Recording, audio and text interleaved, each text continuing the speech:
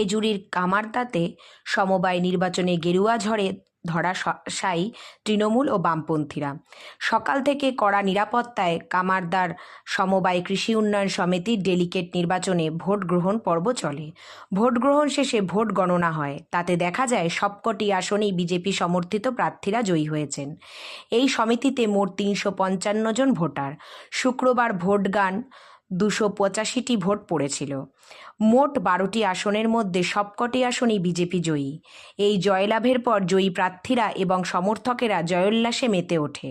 জয়ী প্রার্থীদের অভিনন্দন জানিয়েছেন বিজেপির কাঁথি সাংগঠনিক জেলার সহসভাপতি তাপস দোলাই। এই জয় আমাদের প্রত্যাশিত জয়। তাছাড়া কামারদা সমবায় সমিতি খেজুরি ১ নম্বর ব্লকের অধীন কামারদা অঞ্চলের অন্তর্গত। এই যে কামারদা কৃষি উন্নয়ন সমবায় সমিতি, এখানে তৃণমূলের প্রার্থী ছিল, বামপন্থী প্রার্থী ছিল, আমাদের ভারতীয় জনতা পার্টির সমর্থিত রাষ্ট্রবাদী প্রার্থী ছিল।